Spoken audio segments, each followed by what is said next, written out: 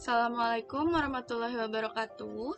Kembali lagi bersama saya, Salsa Binanur Aini dari Fakultas Ekonomi Bisnis Prodi Akuntansi semester 3 Universitas Yarsi.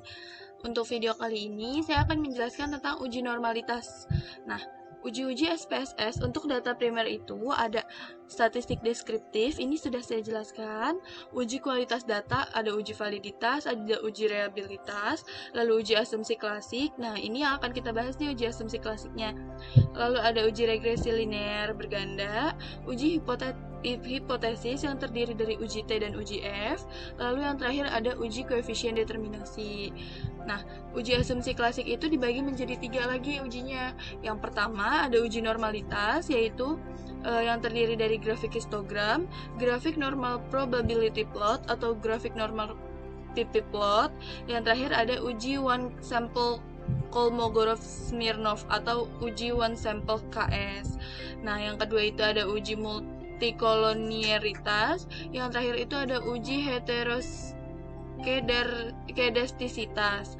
Nah, uji normalitas menurut Ghazali, uji normalitas bertujuan untuk menguji apakah dalam model regresi variabel pengganggu atau residual memiliki distribusi normal.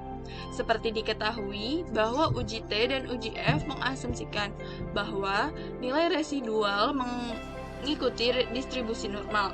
Kalau asumsi ini dilanggar, maka uji statistik menjadi tidak valid untuk jumlah sampel kecil. Ada 2 cara untuk mendeteksi apakah residual berdistribusi normal atau tidak, yaitu dengan cara analisis grafik dan uji statistik. Nah, analisis grafik itu ada 2 tadi, ada grafik histogram dan grafik normal probability plot atau grafik normal PP plot. Nah, grafik histogram itu salah satu cara termudah untuk melihat normalitas residual adalah dengan melihat grafik histogram yang membandingkan antara data observasi dengan distribusi yang mendekati distribusi normal. Dengan demikian, hanya dengan melihat histogram, hal ini dapat menyesatkan khususnya untuk jumlah sampel yang kecil.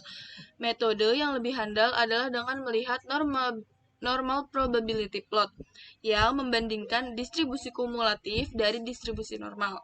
Distribusi normal akan membentuk satu garis lurus diagonal dan plotting data residual normal. Maka garis yang menggambarkan data sesungguhnya akan mengikuti garis diagonalnya.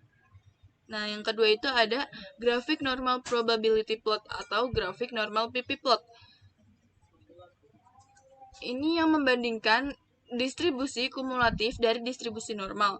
Distribusi normal akan membentuk satu garis lurus diagonal dan plotting data residual akan dibandingkan dengan garis diagonal. Jika distribusi data residual normal, maka garis yang menggambarkan data sesungguhnya akan mengikuti garis diagonalnya.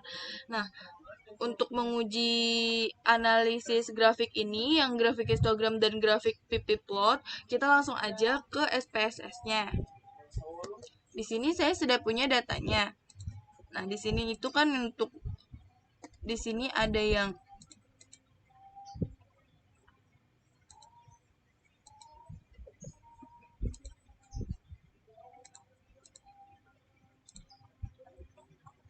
nih di sini ada M, ada ada M, lalu ada W.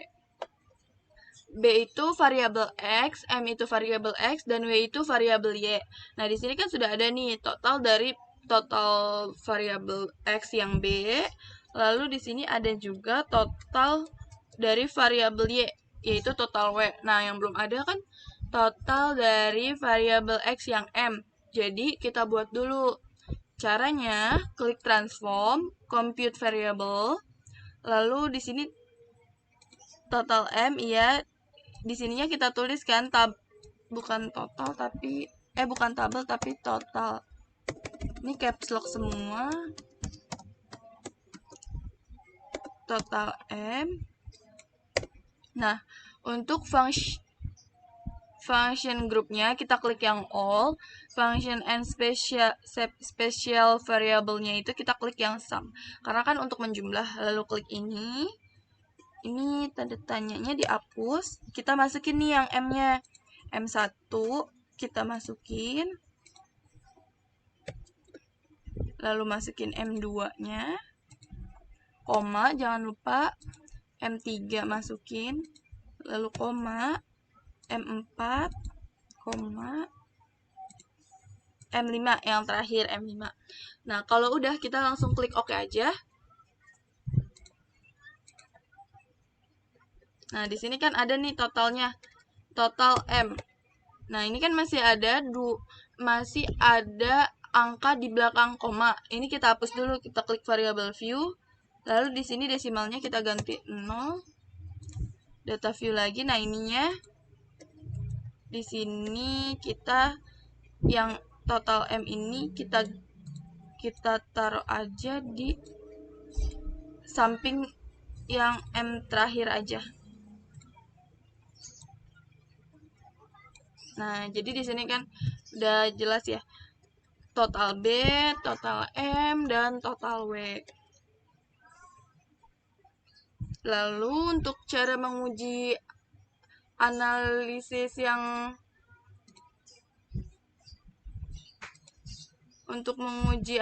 grafiknya, yaitu dengan cara kita klik analyze, lalu pilih yang regression, linear.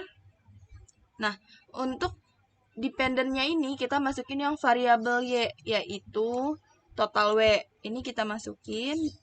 Nah, untuk independennya itu variabel X, yaitu total B dan total M. Kita klik yang plot. Nah, di sini yang standar residual plots-nya itu kita checklist yang histogram sama normal probability plot. Klik continue. Yang save-nya di kolom yang residual ini kita klik yang unstandardized, ya kan, lalu kita klik continue, lalu klik OK. Nah,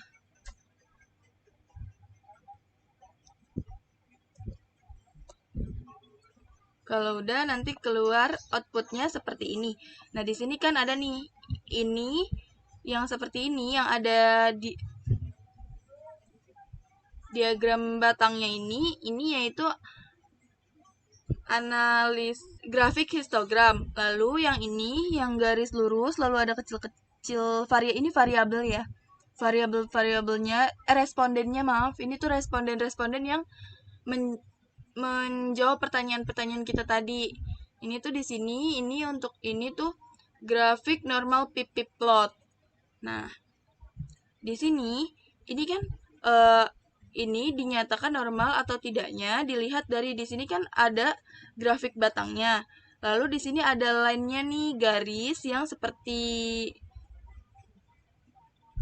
kerucut gitu ya. Lalu di sini kan kita lihat dia dikatakan normal kalau semua dari diagram batangnya ini masuk ke dalam garis ini. Nah, ini bisa dilihat dengan kasat mata sih kalau ini normal. Karena kan garisnya juga bagus ya, nggak condong ke kiri ataupun condong ke kanan.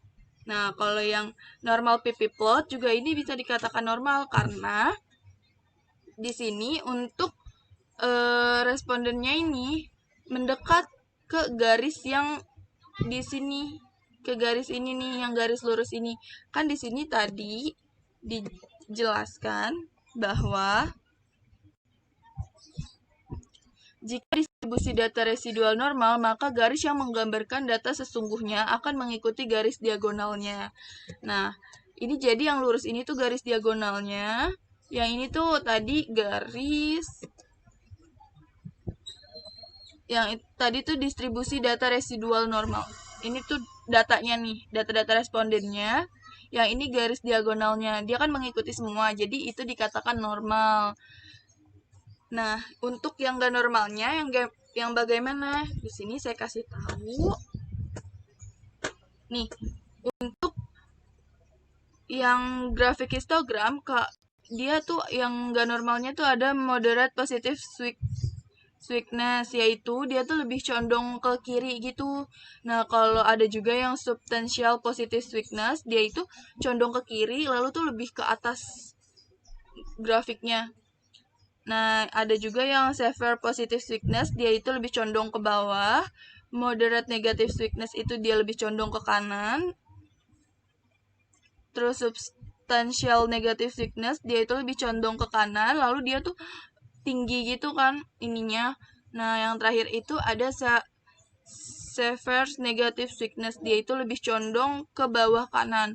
Nah, di sini kan juga diagramnya grafiknya dilihatnya kayak nggak konsisten gitu kan. Dia tuh lebih condong ke kanan, condong ke kiri, lalu ada yang condong ke bawah. Nah, tadi di uji data yang sudah kita kerjakan tadi, ini kan di sini di grafik ini kan balance ya antara condong ke kanan ataupun condong ke kiri, lalu ini juga nggak terlalu ke atas gitu, jadi dilihatnya kan enak ya, jadi ini bisa dikatakan normal. Nah, kalau yang grafik kalau misalkan yang grafik normal PP plot, ini nih yang tidak normal karena karena respondennya ini menjauh dari garis diagonalnya. Tuh, ini kan ngejauh banget nih.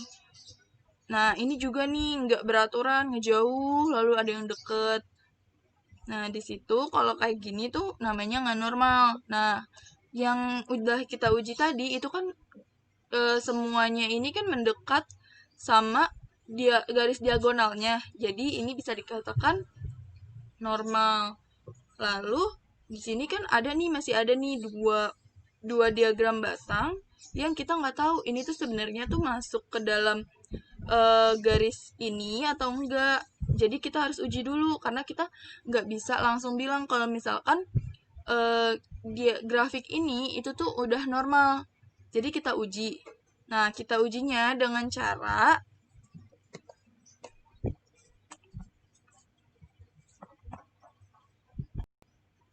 di sini menggunakan analisis statistik. Jadi, pendekatan normalitas secara statistik adalah dengan menggunakan uji one sample Kolmogorov-Smirnov atau uji one sample KS.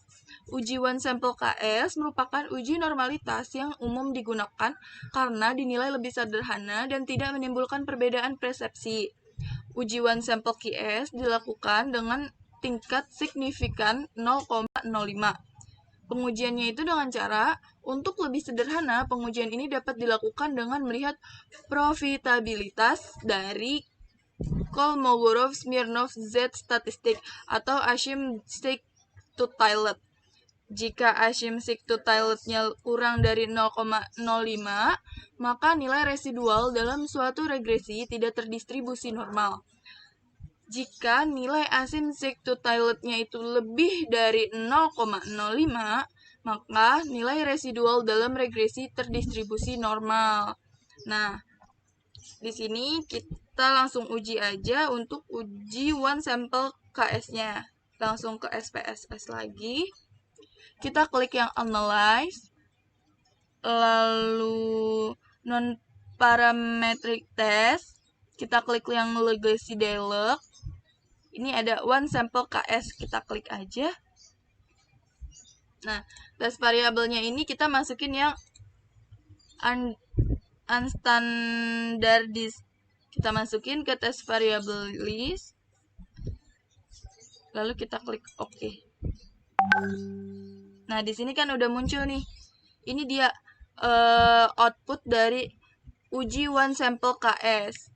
Di sini kita kan tadi kan dilihat dia itu pengujiannya dilakukan itu jika nilai asymptotic-to-Tillet-nya itu kurang dari 0,05, maka nilai residual dalam suatu regresi tidak terdistribusi normal. Jika nilai asymptotic-to-Tillet-nya itu lebih dari 0,05, maka nilai residual dalam regresi terdistribusi normal. Di sini asymptotic-to-Tillet-nya itu 0,075 yang berarti lebih dari 0,05. Berarti dalam pengujian ini bisa kita simpulkan bahwa nilai residual dalam regresi terdistribusi normal. Nah, berarti yang ini nih, yang dua diagram ini, yang kalau kita lihat dia tuh belum tentu masuk ke dalam line ini, berarti ini tuh udah normal. Ini ternyata tuh masuk ke dalam garis ini. Jadi untuk grafik histogram, grafik normal PP plot, dan uji one sample KS ini tuh semuanya tuh normal. Sekian penjelasan dari saya. Untuk kurang lebihnya mohon maaf. Wassalamualaikum warahmatullahi wabarakatuh.